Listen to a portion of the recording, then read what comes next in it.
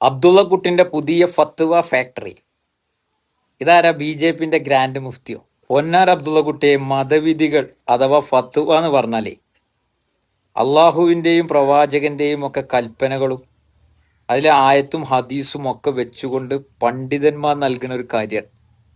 അതല്ലാതെ ഡൽഹിയിലെ തങ്ങളുടെ ബോസുമാരെ പ്രീതിപ്പെടുത്താൻ വേണ്ടിയിട്ട് പാർട്ടി ഓഫീസിൽ നിന്ന് ഉണ്ടാക്കുന്ന ഓർഡർ ഫോം അല്ല. അതായത് താങ്കളെ പോലെയുള്ള അബ്ദുള്ള കുട്ടിമാർക്ക് ഇഷ്ടമുള്ള രീതിയിൽ മാറ്റി മറിച്ചും എഴുതാനുള്ള ഓർഡർ ഫോം അല്ല ഫത്വ എന്ന് ആദ്യം നീയൊക്കെ ഒന്ന് മനസ്സിലാക്കുക. പിന്നെ രാജ്യസ്നേഹം തെളിയിക്കാനേ മുസ്ലിങ്ങൾക്ക് ഈമാൻ, അതായത് വിശ്വാസം പണയം വെക്കേണ്ട ആവശ്യമൊന്നുമില്ല. സ്വന്തം രാഷ്ട്രീയ നിലനിൽപ്പിന് വേണ്ടിയിട്ട് ഇങ്ങനെയുള്ള കോമഡികളൊക്കെ പറഞ്ഞ് സ്വയം ട്രോളുകൾ വാങ്ങാതിരിക്കാൻ വേണ്ടിയിട്ടൊന്ന് ശ്രദ്ധിക്കണമെന്ന് ഓർമ്മപ്പെടുത്തുകയാണ്. പിന്നെ സമസ്തയിലെ ജിഫ്രി തങ്ങൾ ഇതിന് ഫത്വ ഇറക്കണം എന്ന് പറഞ്ഞാൽ, സമസ്ത എന്നല്ല, ഇസ്ലാമിക പണ്ഡിതന്മാർക്ക് കൃത്യമായ ഇസ്ലാമിക വീക്ഷണങ്ങളിലൂടെയും പ്രമാണങ്ങളിലൂടെയും മാത്രമേ ഫത്വ നൽകാൻ പറ്റുള്ളൂ.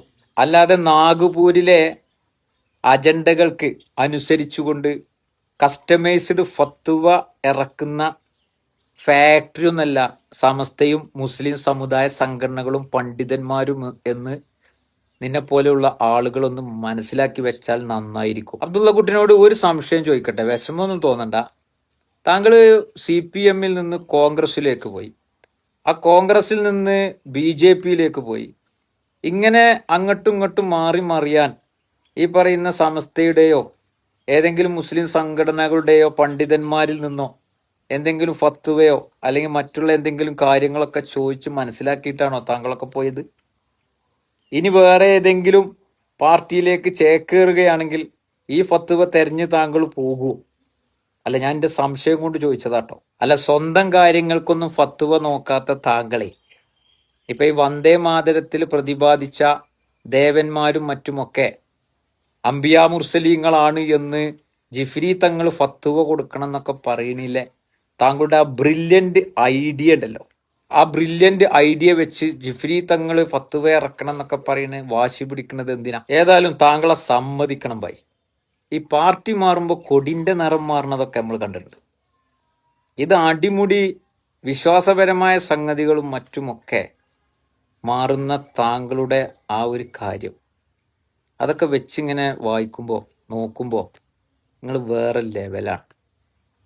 ഏതായാലും രാജ്യസ്നേഹം തെളിയിക്കാൻ വേണ്ടിയിട്ട് താങ്കളുടെയോ താങ്കൾ പ്രതിനിധാനം ചെയ്യുന്ന അത്തരം ആളുകളുടെയോ മുമ്പിൽ ഞാൻ മനസ്സിലാക്കുന്നത്, തങ്ങളുടെ വിശ്വാസം ഈമാൻ പണയപ്പെടുത്താൻ മുസ്ലിം സമുദായത്തിന് എന്തായാലും അതിനൊന്നും ആവശ്യം ഇവിടെ ഇല്ല. ഇവിടെ ഭരണഘടന അനുവദിച്ചു നൽകുന്ന ഒരുപാട് കാര്യങ്ങളുണ്ട്. അതനുസരിച്ച് മുന്നോട്ട് പോകാൻ, ഈ വിശ്വാസത്തിൽ ഊന്നി നിന്നുകൊണ്ട് തന്നെ മുന്നോട്ട് പോകാൻ അനുവദിച്ച ഈ രാജ്യത്ത് പ്രത്യേകമായൊരു ഫത്വ ഇറക്കണമെന്ന് രാഷ്ട്രീയ താല്പര്യത്തോടു കൂടി നിങ്ങൾ വന്ന് പറഞ്ഞാൽ, അത് ഞാൻ നേരത്തെ സൂചിപ്പിച്ചതുപോലെ നിങ്ങളെ സൗകര്യത്തിനനുസരിച്ച് നാഗ്പൂരിൽ നിന്ന് അടിച്ചിറക്കുന്ന, തങ്ങളുടെ ഇഷ്ടപ്രകാരം അടിച്ചിറക്കുന്ന ഒരു ഫാക്ടറി സമ്പ്രദായമല്ല ഇസ്ലാമിൻ്റെ ഫത്വ എന്ന് പറയുന്നത് എന്ന് ഒരിക്കൽ കൂടി ഓർമ്മപ്പെടുത്തി, ആ വെച്ച വെള്ളം ഒന്നണ് വാങ്ങി വെച്ചള എന്നും ഓർമ്മപ്പെടുത്തി നിർത്തുന്നു.